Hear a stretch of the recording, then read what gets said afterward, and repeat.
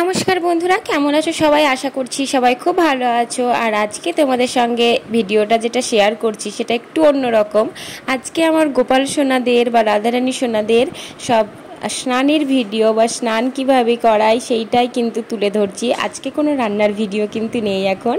তো তারপরে আমি দেখো প্রথমে সবার ড্রেসগুলো ছাড়িয়ে নিয়ে তারপর সবাইকে সুইমিং পুলে বসিয়ে দিয়েছি। সুইমিং পুল মানে হচ্ছে যে বাথটাবগুলো হয় সেইগুলোতে বসিয়ে দিয়েছি।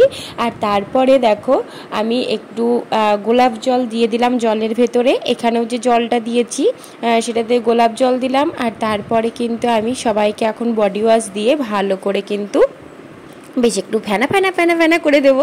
কারণ হচ্ছে কেশব সোনারা বা সবাই কিন্তু আজকে বলেছে যে ওরা আজকে সাবান মাখবে বা শ্যাম্পু মাখবে, তাই তো। তো সেই জন্য কিন্তু আমি দেখো সবাইকে বডি ওয়াশ মাখিয়ে দিচ্ছি। আর এই দেখো লাল্লা সোনা আবার ওইদিকে ঘুরে কি করছিল।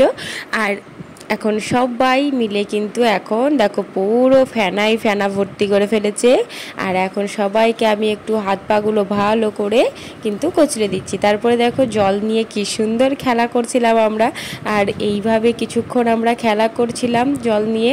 আর লাল্লা সোনা দেখো জলের ভেতরে কি করে বেড়াচ্ছে চারিদিকটাতে।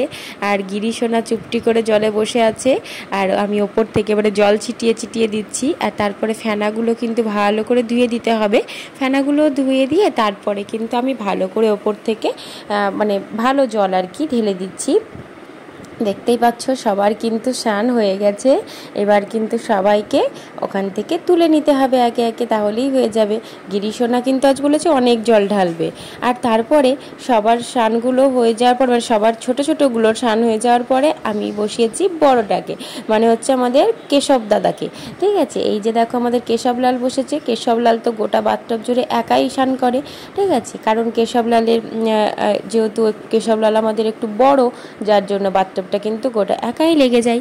আর তারপরে কেশবলালকেও আমি কিন্তু এখন দেখো ভালো করে বডি ওয়াশ দিয়ে ভালো করে খুব সুন্দর করে পরিষ্কার করে দিচ্ছি। ভালো করে মাথা টাথাগুলো সব পরিষ্কার করে দিচ্ছি গোটা গায়ে। কারণ গরমের সময় এখন তো একটু মাঝে মাঝে সাবান টাবান মাখতে হবে, তাই না?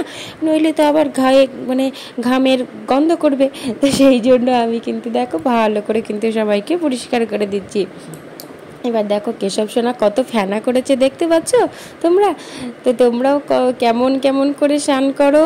ছোট্ট ছোট বন্ধুগুলো কেশবের, তারাও কিন্তু বলবে যে তোমরাও কিন্তু সাবান মাখলে আজকে, না শ্যাম্পু বললে, না আজকে শুধুই তেল মেখে স্নান করলে। আজকে কিন্তু আমাদের কেশব সোনা শুধু তেল মেখে স্নান করেনি।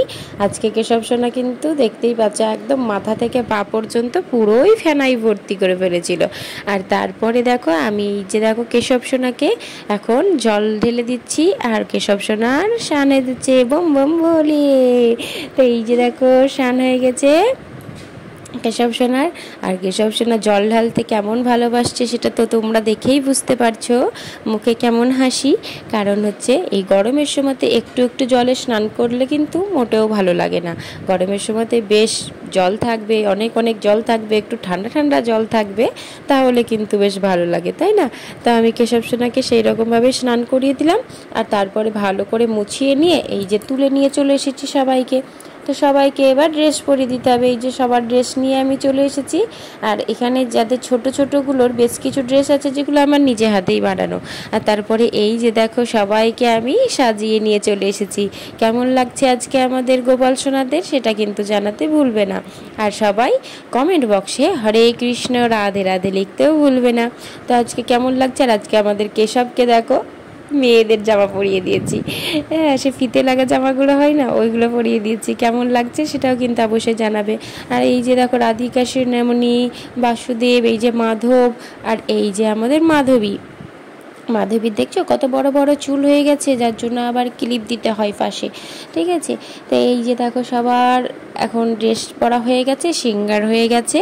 আর তারপরে আমি এখন সবাইকে আরতি করছি। রঘুপতি রাঘব রাজা রাম, পতিত পাবন सीताराम, सुंदर विग्रह मेघ श्याम, गंगा तुलसी शालग्राम, হরে কৃষ্ণ, রাধে রাধে, জয় শ্রীরাম, হর হর মহাদেব, জয় বজরঙ্গবলী। তো সবাই কেমন আছো সেটাও জানাবে, আর সবাই দূর থেকেই আরতি নিও, আর সবাই দূর থেকেই কিন্তু আমার ঠাকুরের দর্শন করো। আর সবাই ভালো থেকো, সুস্থ থেকো, আর কমেন্ট বক্সে রাধে রাধে লিখবে।